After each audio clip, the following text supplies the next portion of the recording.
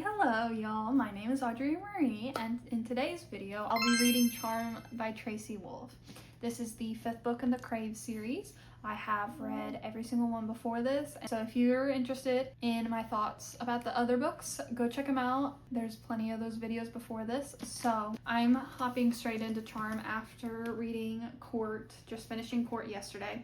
So I'm going to jump into this one. It's a bit shorter than Court, so I'm excited. The color of this cover is absolutely gorgeous. Purple is my favorite color, so this one and the next one are like a shade of periwinkle and purple, and I absolutely love them. They're absolutely gorgeous. So I am ready to get into this book. In the last book, in Court, at the very end, Hudson tells her what he promised her about the promise ring, and Grace tells Hudson that she remembers everything. So I'm so excited to get into this. I want to know if this just goes over the time frame of them being in stone together and how that's going to go, if it's going to be dual point of view or if it's just going to be from Grace's point of view. I am unbelievably curious as to how this goes, and also I do have the chance to listen to it through an audiobook as well. I've been listening through the last 3 in an audiobook as well as reading it physically. So I'm excited to get into this and see how the story unfolds and what's the world and relationship between Grace and Hudson has in store for me, because I'm so excited. The 4 months they were in stone has always been a question of mine that I've stated in every single one of these videos since the second one, because I've just been so curious as to what happened between the two of them and how long they were actually together, because it's such a prominent moment between the two of them that Hudson knows everything about Grace, but Grace forgot everything about Hudson, so she's been having to relearn everything that she's already known, supposedly, about him. I'm ready to get into this. I want all my questions I've been having about this time frame between the two of them just finally answered, and I'm so ready. I'm so excited. So I'm gonna hop into reading the book and seeing what's in store for me. So it's now Wednesday. I have been non-stop listening to this book. I love this series so much. I'm about 50% done with this book. I think my audiobook says I'm like 45% done. So I have made a big dent in this book since the last time I gave y'all an update. I'm at chapter 71, page 257. Lots happen, and oh my god, I haven't filled y'all in. This is dual point of view between Hudson and Grace. Like, are you kidding me? This is their experience while they were in stone together, and it's dual point of view. So the audiobook, I'm getting to hear both of the voice actor and the voice actress. So I'm enjoying hearing and seeing both point of views throughout the entire book. So great. I'm loving every second of it. I can't get enough of this.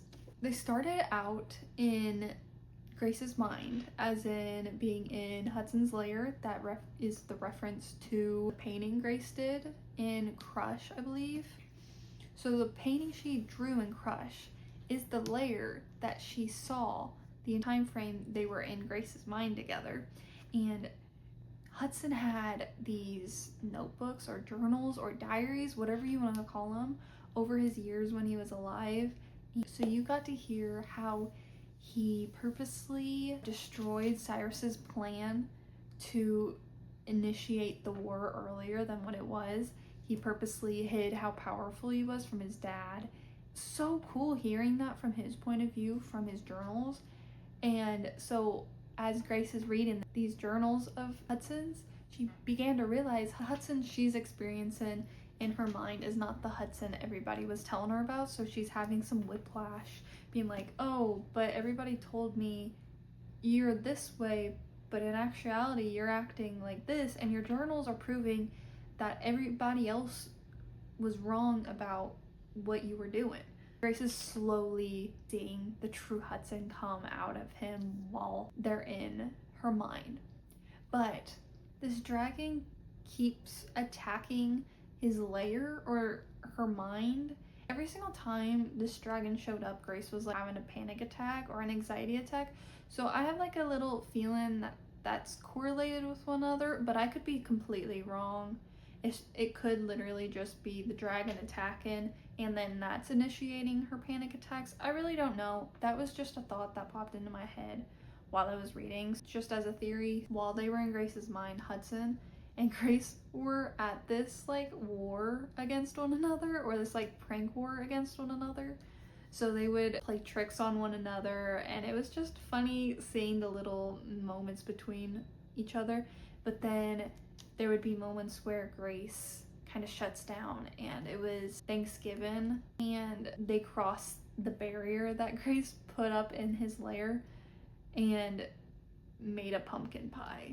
It was just so sweet that they could come together every once in a while to be okay with one another and just spend time. Because in that time frame, I think they were in her mind for about a year and a half.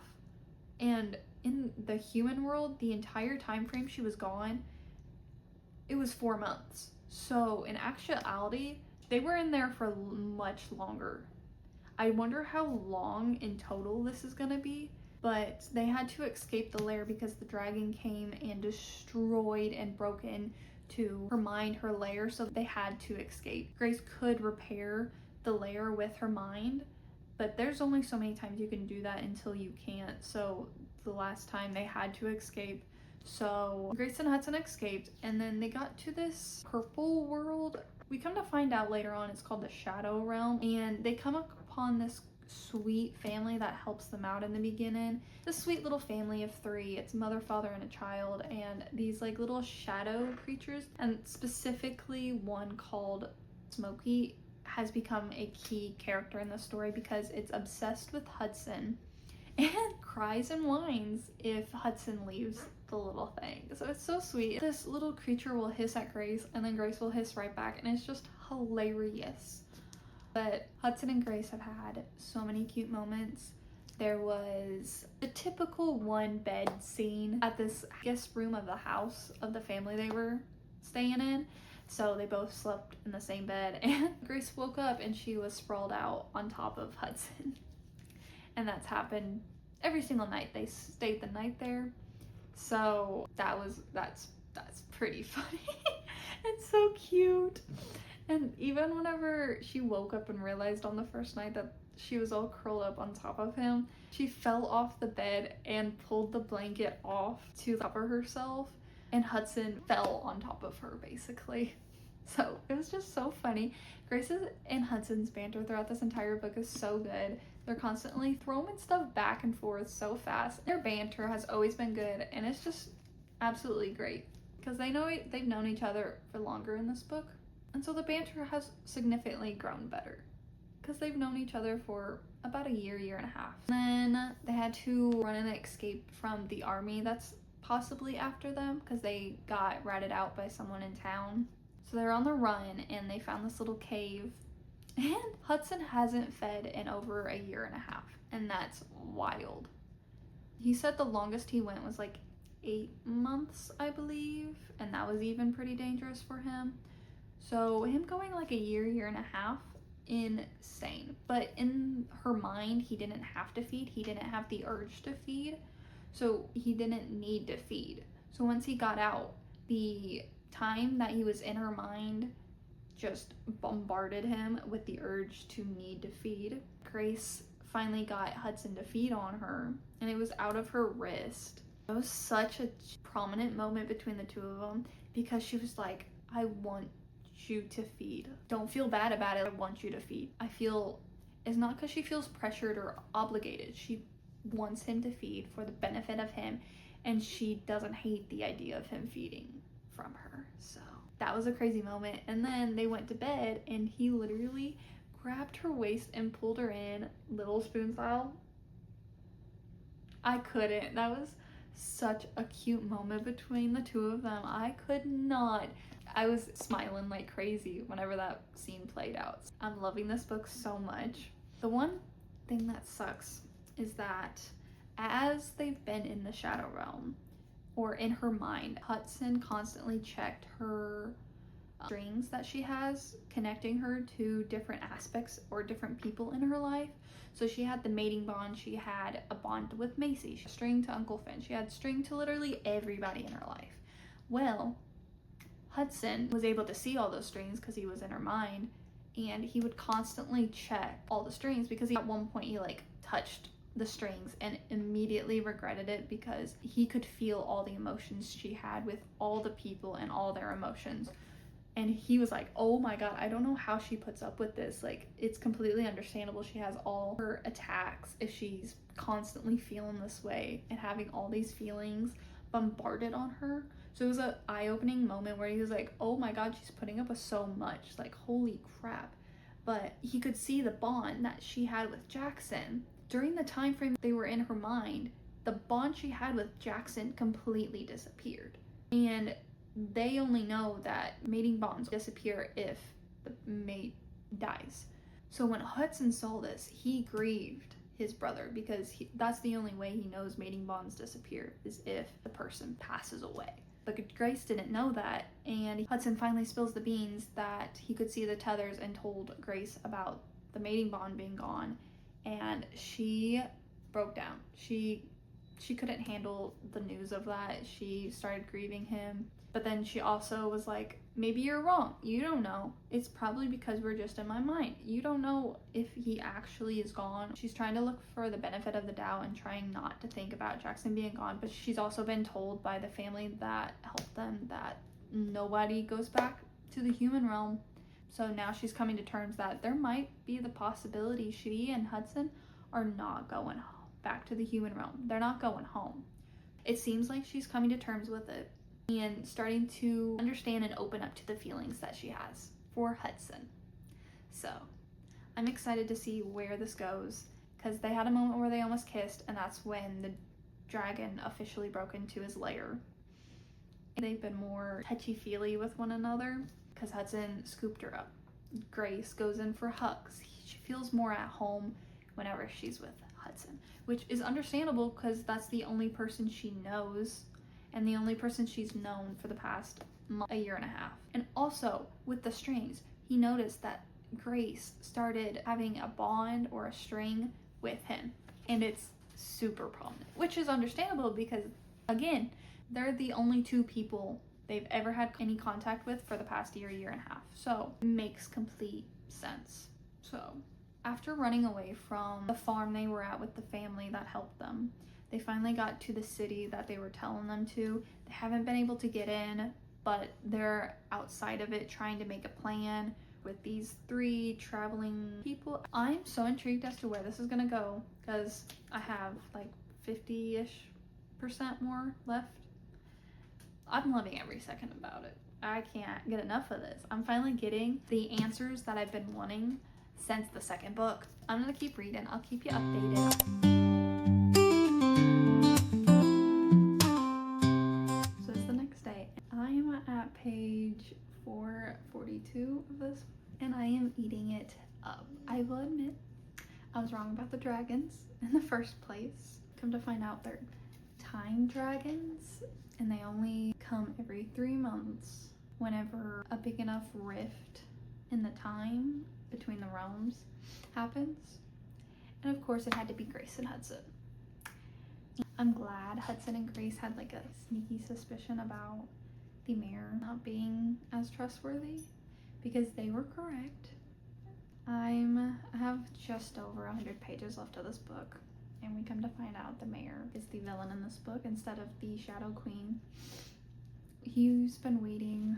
A little bit of the information I've gotten is that he can stop time, and he's been waiting for about 1,000 years for time dragons to attack his town so he could suck up their energy or their magic. I'm not 100% sure, but that's the little information we've got. The mayor just allowing these random people from the different realms to come into his city sounded too good to be true, and of course it was. So now Grace and Hudson finally realize that something's wrong. They need to fight again because they killed the smaller one earlier in the book, and now they just killed the bigger of the 2 time dragons. So now they gotta deal with the mayor. He's very strange. Grace and Hudson is so cute. They have admitted they love each other. I was literally in class today and both of them admitted it, and I had to like try to keep my face from being like super shocked. I wasn't expecting it to happen, and I think it took about 300 pages. So I've read over 100 pages already today. But I will probably be finishing this book later today. I only have like about 100 pages left, so I'm excited to see where this book ends. When Smokey sacrificed herself to save Hudson, I was shocked, but also it broke my heart because she slowly grew on me throughout the book, and she was slowly starting to become really close with Grace. Hudson literally was like, my two girls, my two women in my life, they're gonna get along together eventually. And it was slowly happening through this book where they were becoming super close with one another and putting up with one another. Yeah, so she put herself in between Hudson and the dragon and sacrificed herself to save Hudson, which Hudson is now heartbroken because someone in his life who had no reason to love him is now dead and sacrificed herself to save him. That really broke my heart, and seeing how much it wrecked him just is really sad. I'm ready to finish this book. I'm interested to see how everything from this book will change how Grace works or thinks or feels in the next book, Cherish. I'm ready to see what it takes for them to get back to like the real world. I'll pop in later to let you know how this goes and my thoughts about the ending. So it's now Friday, and I finished Charm last night. Oh my god, this finally answers all the questions I've been wondering since book 2. And we finally got to experience the entire time frame of them being together. Yes, it kind of skipped over a couple months when like nothing was happening. It was only like the big moments between the two of them, but oh my god. They fought the mayor, and then the Shadow Queen came and also fought Grace and Hudson. By the end of this book, they jump back in time to where it was 4 months of them being stuck in Grace's mind. So everything that happened after the 4 months they were in her mind together didn't happen. When they got transported back to Grace's mind, I was so worried that Hudson wasn't gonna remember everything and everything went wrong, but it was perfect. They remember everything. I love this book so much. It was so good. It's just hard because the events that happened in this book, going forward in the timeline into Cherish, actually didn't happen. They didn't meet the people. They didn't make the actual relationships that they had. At the end of court, they talk about going to defeat the Shadow Queen or finding the Shadow Queen, find the antidote. Well, they had all these connections and all these friends in the Shadow Realm, and they're not going to be there no more. All the friends they've met, all the connections they've made in the Shadow Realm, to the wind. I'm so glad Grace now remembers what happened between the two of them for those 4 months. And going forward, she now knows what she's going into considering the Shadow Realm. So I'm excited to get into the next books to see. I'm so intrigued as to what's going to be happening. If them going into the Shadow Realm is also going to cause more time dragons to be coming after them, or how they're going to get there again. I'm so intrigued as to what's headed their way. But I'm gonna say thank y'all so much for watching this video. I hope y'all have an amazing day. Thank you for coming along with me on this journey. I hope you enjoyed it. And check out my other videos if you're interested. Thank y'all so much for watching. Bye!